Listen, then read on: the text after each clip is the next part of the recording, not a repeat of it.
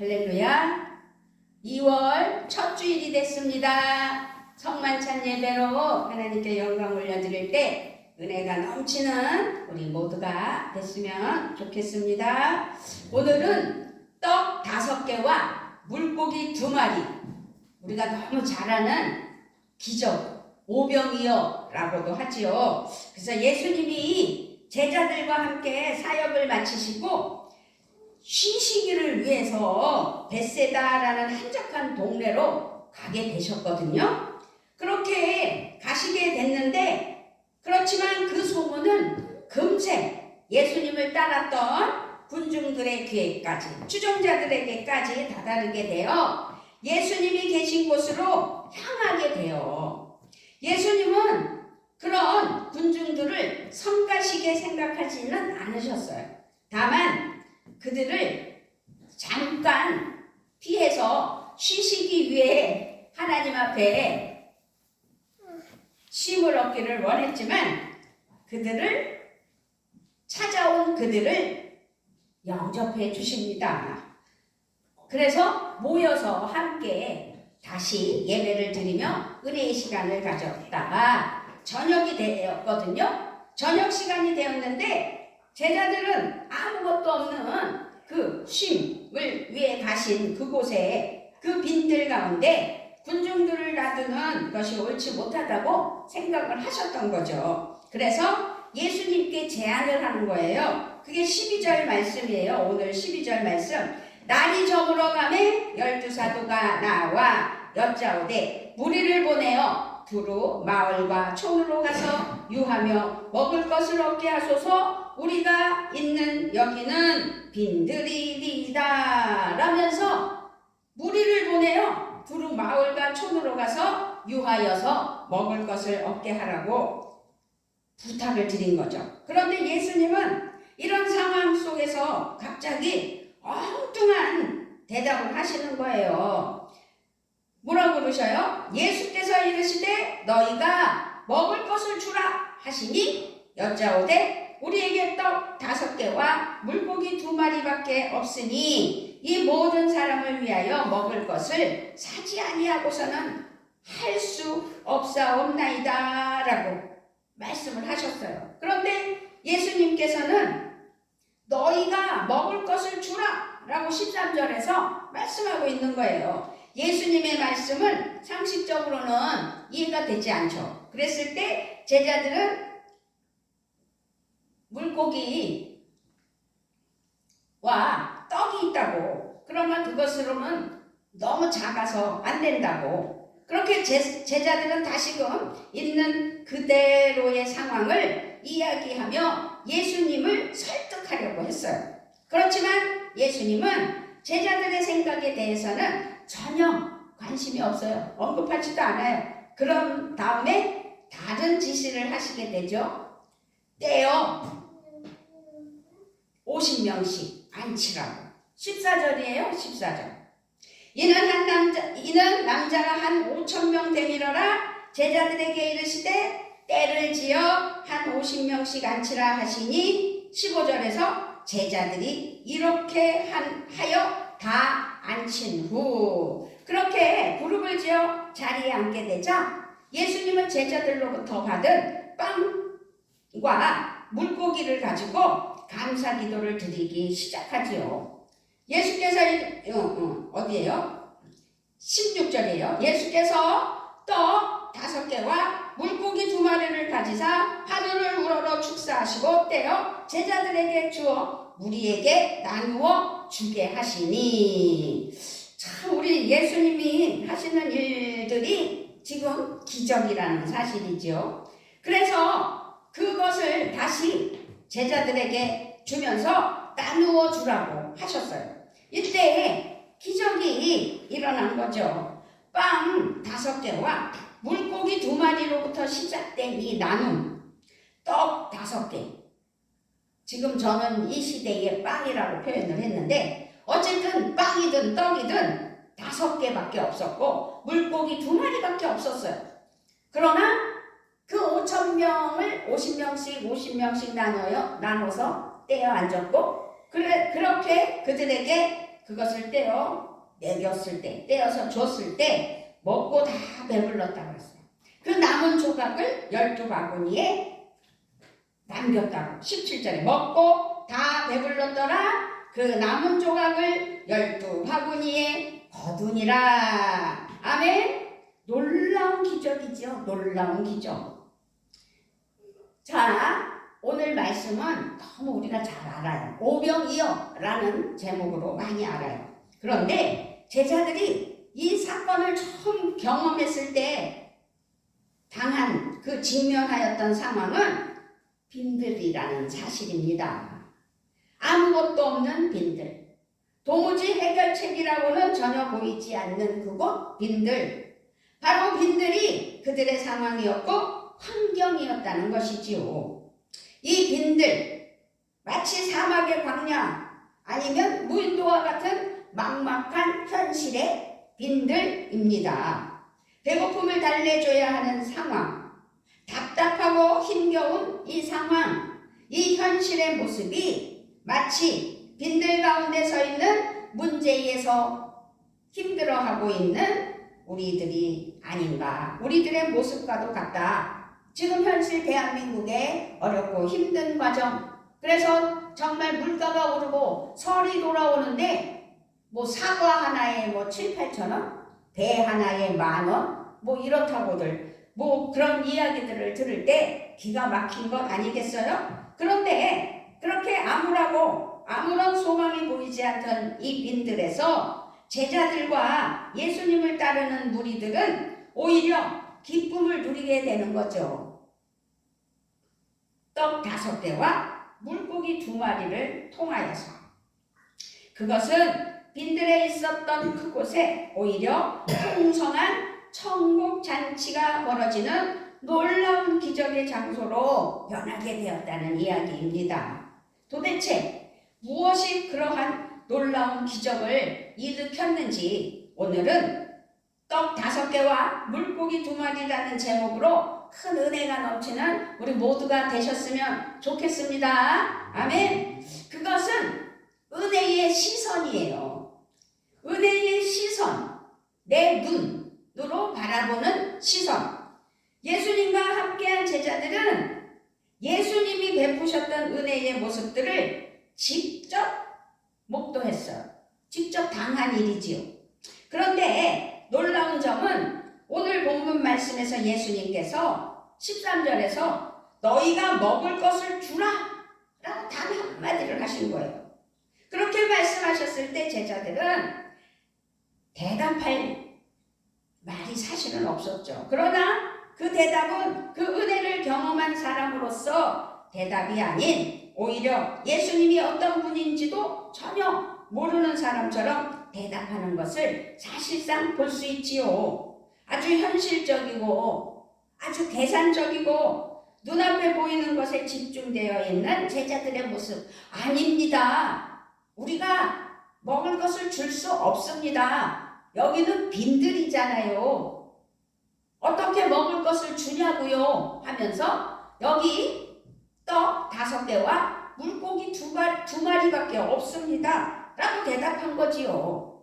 그것은 믿음의 시선이 아니었다 라고 표현할 수 있어요. 그런데 반면에 누가복음 7장에 백부장이 자신의 종을 고쳐달라고 예수님께 요청하는 말씀이 기억나시지요? 그렇습니다. 그렇게 예수님께서 백부장에게 말씀하시지요. 그 집에 가시겠다고 하였는데 이때 백부장이 예수님께 이야기를 하지요. 뭐라고요?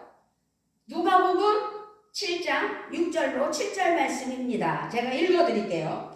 예수께서 함께 가실새 이에 그 집이 멀지 아니하여 백부장이 벗들을 보내어 이르되 주여 수고하시지 마옵소서 내 집에 들어오심을 나는 감당하지 못하겠나이다. 그러므로 내가 주께 나아가기도 감당하지 못할 줄을 알았나이다. 말씀만 하사 내 하인을 낫게 하소서. 그렇습니다. 백부장은 예수님께 주님 그렇게 수고하실 것 없어요. 저는 주님을 내 집에 모셔드릴 만한 자격이 없는 사람이에요. 그래서 내가 주님께로 나아올 엄두도 못 내요. 그러니 안 오셔도 됩니다. 다만 그저 말씀만 하셔서 내 종을 낫게 해주시면 좋겠습니다. 말씀으로 낫게 해 주시옵소서 라고 백부장은 예수님이 어떤 분이신지, 그분의 은혜로 능력이 어떤 분이신지 그 시선이 달랐다는 것입니다. 그 은혜를 품고 그 시선으로 살아온 사람 백부장이었다는 것이지요. 이 이야기는 지금 같은 현실, 같은 비슷한 상황이었지만, 그런데 오늘 주제인 빈들 상황, 한쪽은 그 상황 자체에만 시선이 고정되었고, 또 하나는 빈들 상황 속에서도 그 안에 있는 주님의 은혜의 시선이 고정되었다는 거죠. 주님의 은혜의 능력을 믿는 무리, 그것이 하나님이 바라는 것이었는데 지금 이 제자들은 믿지 않았다는 거죠. 시선이 달랐다는 거죠. 둘 다 지금 상황은 막막한 것들은 맞아요. 빈들의 상황 속에 있지만 주님의 은혜를 알고 믿고 따르는 우리의 믿음의 시선이 어디 있느냐가 핵심인 것이라는 것입니다.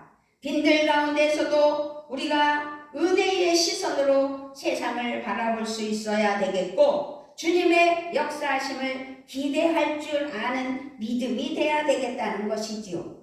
우리는 이 빈들과 같은 어려운 상황 가운데에서도 기쁨의 천국 잔치를 경험할 수 있는 우리 모두가 되시기를 주님의 이름으로 부탁을 드리며 축복합니다. 아멘. 사실상 제자들은 그 순간은 그 시선이 예수님께로 향한 진정한 믿음은 아니었다고 볼 수 있고, 백부장은 진정한 시선의 믿음에 볼 수 있다는 것입니다. 어쨌든 간에 그럼에도 불구하고 예수님은 당신의 능력을 하나님 은혜로 정말로 사랑으로 품어서 기적을 베푸시는 은혜를 나타내십니다. 그런데 중요한 것은, 지금 이 빈들에서 중요한 것은 내어드림의 순종이지요. 우리는 내어주는 삶이 되어야 돼요. 백부장은 자기 자신의 믿음을 내어드렸어요. 그러니 자기는 부족하고 연약하니 우리 집까지 오셔서 그 종을 위하여 기도하시는 것이 아니라, 능력을 베풀어 주시는 것이 아니라 그 자리에서 말씀으로 하시면 저는 믿습니다 라고 한 것처럼 이제 제자들에게도 그런 믿음이 필요했다는 것이지요. 그랬을 때 중요한 건 있었다는 거예요. 떡 5개와 물고기 2마리라는 거죠. 빈들이었지만 그곳에서 기적의 능력이 일어나게 된 출발점은 떡 5개와 물고기 2마리라는 사실입니다. 그런데 같은 내용을 다루고 있는 요한복음 말씀에서도 한 어린아이로부터 그 물고기 2마리, 떡 5개가 보리떡 5개라고 나와 있죠. 요한복음 6장 9절에서 여기 한 아이가 있어 보리떡 5개와 물고기 2마리를 가지고 있나이다 라고 요한복음 6장 9절에서 그 보잘것없는 음식의 양, 보잘것없는 아이, 모든 것이 연약하고 미약해 보이지만 이 보잘것없는 것을 통해 기적의 역사가 나타났던 것, 그것이 내어드리는 순종이지요. 너희가 먹을 것을 주라 라고 오늘 본문에서 13절에서 말씀하셨을 때 제자들은 예수님의 허무맹랑한 말씀에 의하게 했을 거예요. 아니 우리들이 왜 어떻게 줘? 그랬겠죠. 하지만 그 의아함으로 예수님의 말씀을 거절하지는 않았어요. 중요한 건 내어드리는 순종이 있었다는 거죠. 그러한 물음 속에서도 주님의 말씀에 온전히 순종하는 모습을 볼 수 있었어요. 처음 시선은 그저 예수님께서 해주시기만을 바라는 마음으로 그들을 다 돌려보내서 먹을 것을 먹으라고 해야 된다고 말씀했지만, 그렇게 자신의 생각을 다시 다 내려놓고, 뜻도 내려놓고 자신의 행동과 의지를 다 하나님 안에서 예수님께 맡겨드릴 때 순종할 수 있는 믿음이 있다는 것이죠. 너희가 먹을 것을 주라 했을 때 돌려보내지 말라는 것이구나 라는 것을 깨달았던 것이죠. 그래서 예수님은 아무것도 없는 제로, 0에서도 모든 기적과 역사를 만드시는 능력이 있다는 사실을 오늘 우리 깨달아 우리 모든 것을 다 내어드릴 수 있는 믿음이 되셔야 될 줄 믿습니다. 아멘. 오늘도 그런 믿음으로 우리가 주일을 맞이하여, 그것도 2월 첫 주일을 맞이하여 성만찬으로 하나님께 예배드리며 함께하는 귀한 시간이 된 줄 믿습니다. 아멘. 정말 세월이 빨라요. 2023년을 훌쩍 보내고 2024년을 맞이했는데 1월 31일을 또 훌쩍 보냈잖아요. 이렇게 2월을 맞이하여 어느덧 2월 4일 첫 주로 영광 올려드릴 때 우리는 떡 5개와 물고기 2마리의 기적으로 하나님 은혜가 넘치는 우리 삶이 되게 해 주시려고 오늘 은혜의 말씀을 주실 때 순종하며 내어 드릴 수 있는 믿음이 되셔야 될 줄 믿습니다. 아멘. 그렇습니다. 예수님은 다시 말씀드리지만 아무것도 없는 제로에서 모든 기적과 역사를 만드시는 능력이 있는 분이라고 말씀드렸습니다. 그렇지만 예수님은 그럼에도 내어주는 것을 원하는 거예요. 뭐 근거가 있어야 예수님이 기뻐하시는 거죠. 왜냐하면 그렇게 내어주는 모습을 통해 일해 주시기 때문입니다. 그것은 예수님의 방법이에요. 예수님의 방식이에요. 우리가 예수님께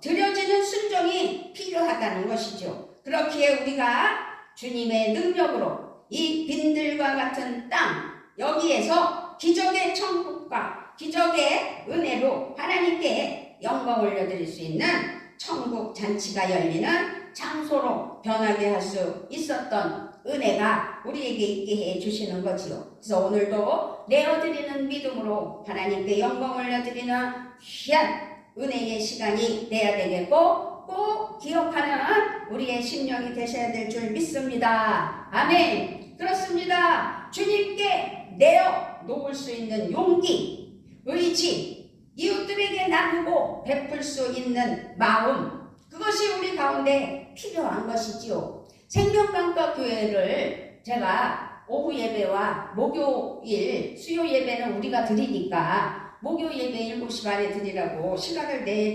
드렸잖아요. 그런데 많은 다른 목사님들은 뭘 그렇게 해? 그냥 협력으로 함께하는 협력 목회를 하면 되지? 이렇게 편안하게 얘기를 해요. 그러나 단독 목회로 하나님께 세우신 주의 종을 하나님께서 부탁을 하면서 우리 교회에서 처소만, 교회 장소만 예배 드릴 수 있는 곳으로 부탁을 드렸을 때 그렇게 하지 말고 협력합시다 라고 말을 할 수는 없다 라고 저는 판단했기에 하나님 앞에 기도하면서 어쩌면 저렇게 어렵고 힘들어서 저한테 그런 말씀을 하셨을까. 하나님께서는 그 교회도 사랑하시고 우리 교회도 사랑하시니 각 교회에 2024년에 오늘 우리가 교회 소식으로 알렸던 것처럼 교회 소식 여기 5번처럼 2024년에도 평안교회와 생명강가 교회가 부흥하는 은혜가 있기를 기도합니다 라고 기도 제목을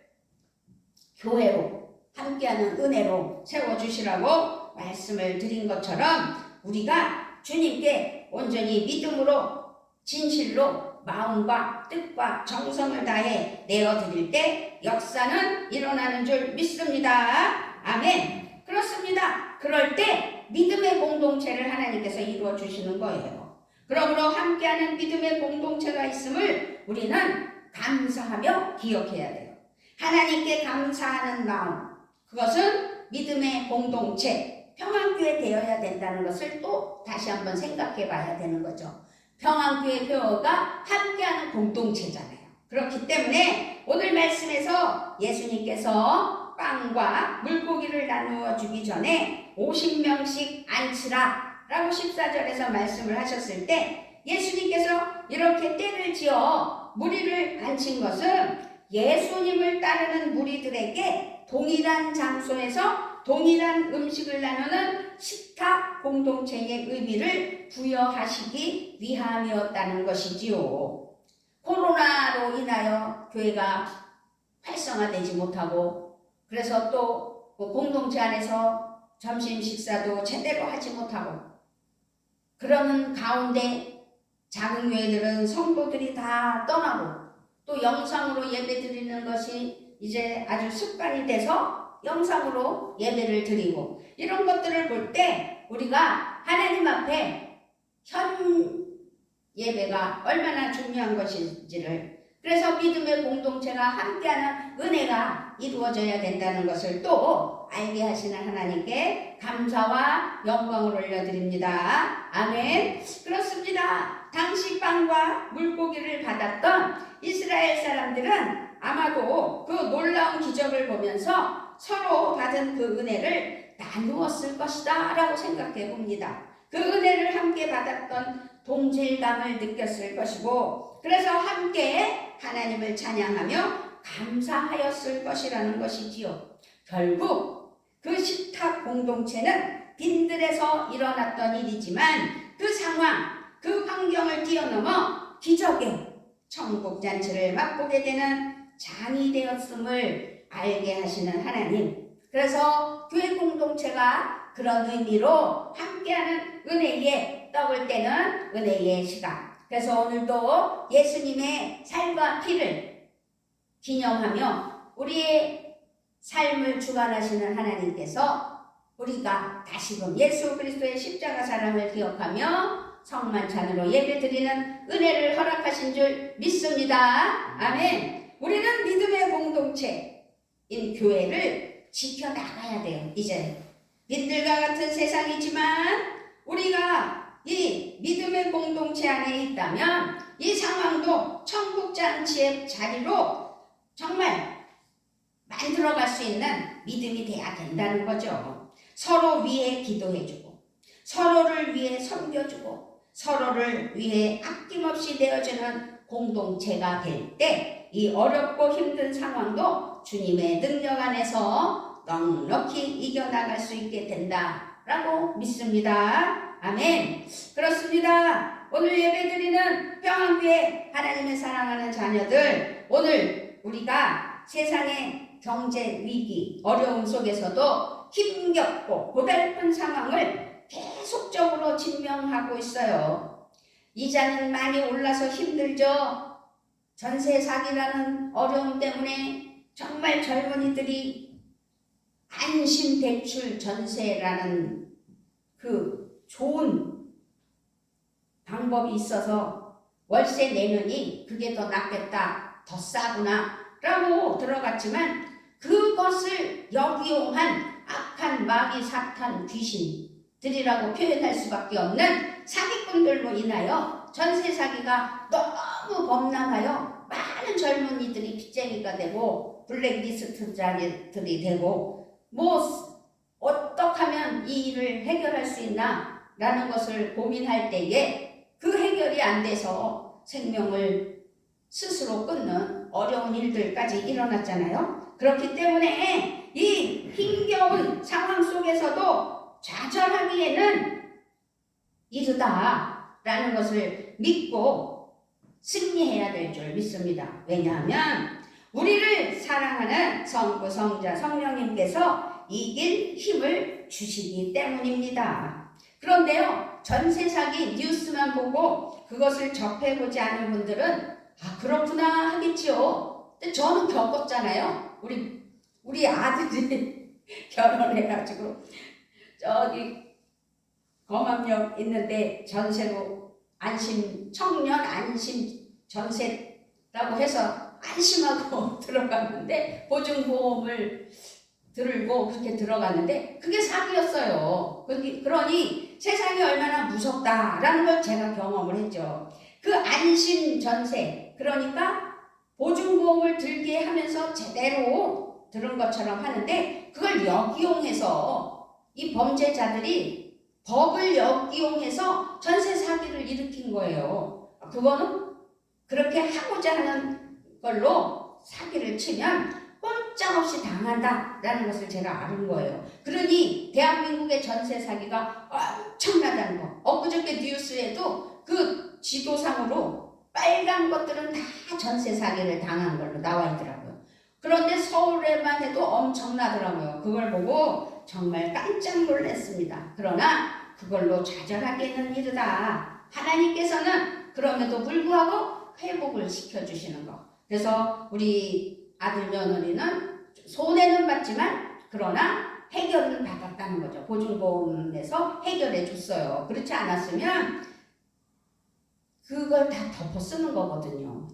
2억이라는 전세인데 보증금은 2천밖에 안 되는데 그러면 1억 8천을 뒤집어 쓰는 거거든요. 그러니 젊은 사람들이 그 해결받지 못하면 빚쟁이가 되는 거예요. 그러니 얼마나 기가 막힌 사건이에요. 이 전세 사기가 너무너무 무서운 일이라는 걸 제가 몸소 깨달았어요. 하지만 하나님 은혜로 대한민국이 그래도 살아있구나. 법에서 그것을 회복시켜줘. 나라에서 손해를 볼지라도 보증보험 제대로 들고 제대로 된 사람들은 도와주고 해결했다는 사실. 어쨌든 우리가 하나님 안에서 은혜의 시선으로 하나님 은혜 아래 살아갈 때 또 내어드림으로 하나님 앞에 맡겨드릴 때 하나님이 함께 하시는 믿음의 공동체 안에서 서로 위하고 서로를 위하여 중보하며 하나님 은혜 가운데 일어나가는 삶, 바로 그 삶을 통해 하나님 앞에 우리는 빈들과 같은 세상 속에서도 기적의 천국 잔치를 맛볼 수 있는 삶으로 살아가게 하신다는 사실을 믿으시고 승리하는 우리 모두가 되셔야 될 줄 믿습니다. 아멘. 오늘 말씀, 이것이 오병이어라는 것으로 각인되어서 잘 그저 내 방식대로 기억하는 것이 아니라 오늘 말씀을 하나님께 감사하며 기억하고 현재의 빈들 가운데에서도 기적의 천국 잔치를 열어가시는 하나님께 감사하며 내가 어떤 믿음이 돼야 되냐? 바라보는 시선이 달라져야 되고 하나님 앞에 내어드리는 믿음이 돼야 되고 한 공동체 안에서 서로 위로자가 돼야 되는 그렇게 기적의 삶을 살 수 있는 우리 모두가 되기를 주님의 이름으로 부탁을 드리며 축복하며 축원합니다. 아멘. 아버지 감사합니다. 하나님께서 아버지 2월 첫 주일을 맞이하여 하나님 앞에 감사로 영광 올려드리며 오병이어의 기적처럼 아버지 오늘은 떡 5개와 물고기 2마리로 아버지 천국 잔치를 기적으로 베푸신 예수 그리스도의 그 은혜를 감사하며 또 예수 그리스도의 그 사랑을 아버지 느끼며 성찬 예배로 영광 올려드릴 때 영광 받으시기에 합당하신 하나님 우리를 사랑하시고 인도하여 주심에 감사드리며 우리 주 예수 그리스도의 이름으로 기도드리옵나이다. 아멘.